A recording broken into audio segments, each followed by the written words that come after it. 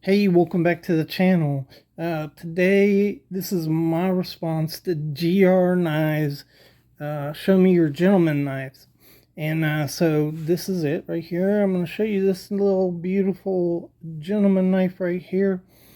And also, going to talk a little bit about what a gentleman knife is. So if you'd like to hear more about that, and check out this really nice Hen Rooster knife here. I'll just show you the tank stamp. Really nice early Hen Rooster. Go ahead and check out the video.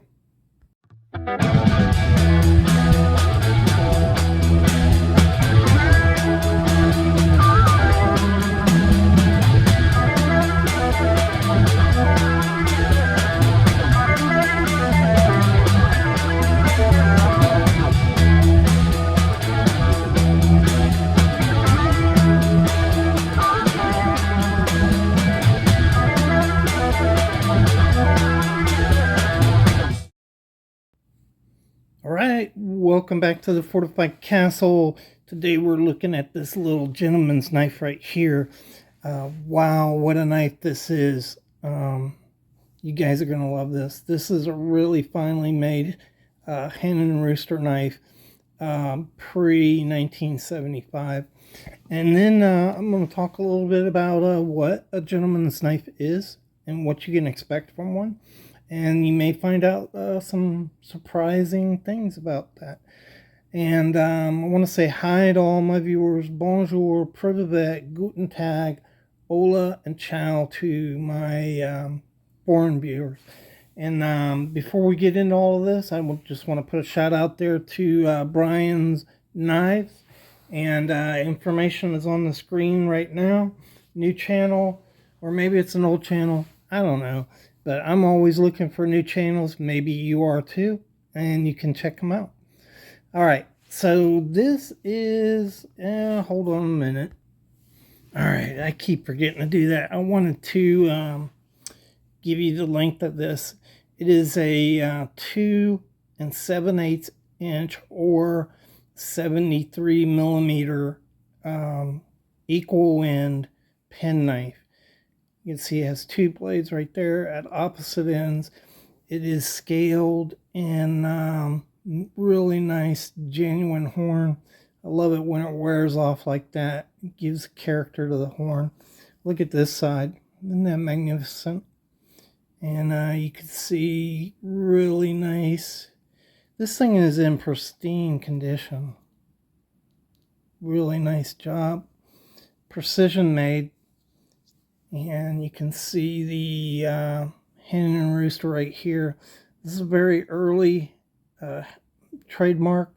It just has the Hen Roosters, rust free. No other marking on this knife. This knife, I believe, was domestically produced in Germany for domestic consumption. And that's why you don't have the Germany on it.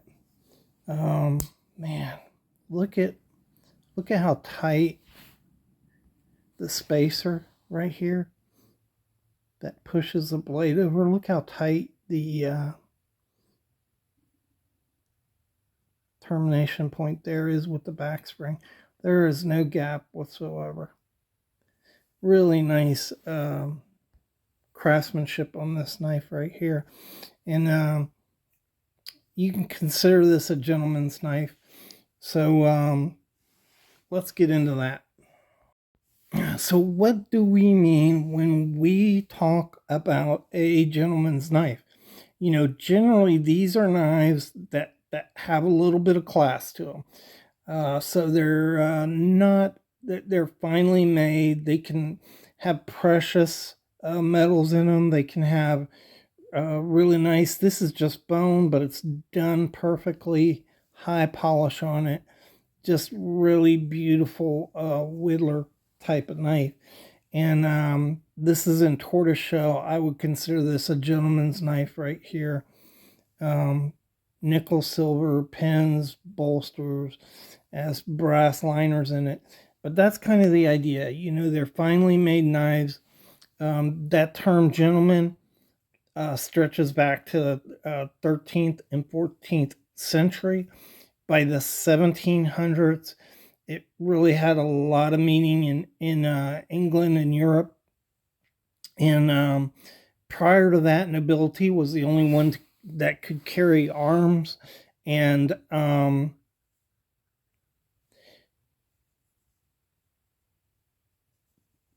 by that date, though, by the 1700s, you had property owners who were not part of nobility, and so when that happened, kind of a separate class grew up, and it was a uh, people who did not have to work.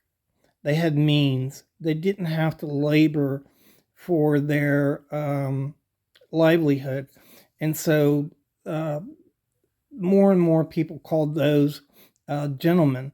And so they were people of means and they could possess weapons. And so that was another thing that only nobility traditionally could carry weapons, or military people. And so as the economy changed and more landowners happened, more business owners became rich. People like uh, Wollstonecraft. He was not nobility, but he became very rich, and so he would have slipped into that gentleman's class. And so people of means, people who were civil, uh, that was what gentlemen were. By the 1970s, that term is just liberally applied now to exactly what the term means, gentle man. And so anymore, it doesn't really connotate any kind of gentry or anything more than that. He's a gentleman. He has manners. He has good behavior. All of those things, though, applied in the 18 and 1700s when you talked about the gentleman.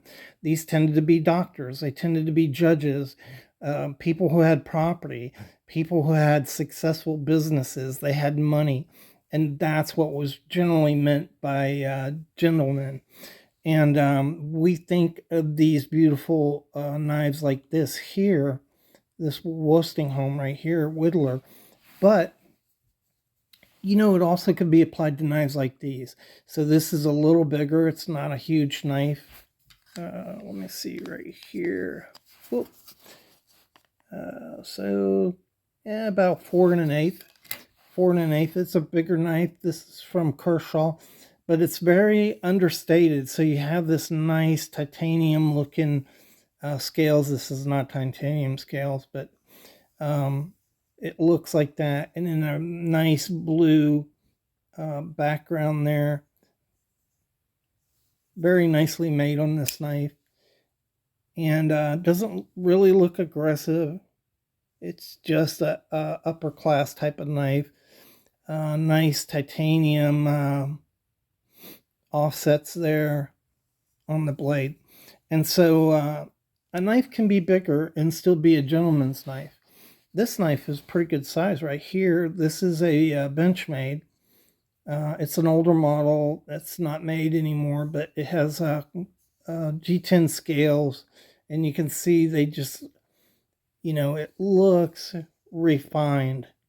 Nice lines on this knife, and I would classify this as a gentleman's knife, and that's what it is. I've carried this thing often to church. By the way, this is one of my favorite knives to take to church because it looks more refined, less tactical, and they could be quite large. So I mean, gentlemen carried dirks, and this is a folding dirk right here. And this type of thing around the Civil War time, 1840s, was very popular. Often this is in horn, and this in 1860 would have been genuine silver, sterling silver, and oftentimes these things had gems and other things put into them, and it was considered a gentleman's knife. And so they could be quite big, daggers. That's another thing. Daggers were considered gentlemen's knives. A lot of gentlemen carried daggers for protection. So I hope you found the video interesting, and I really appreciate you guys for watching. Thanks again.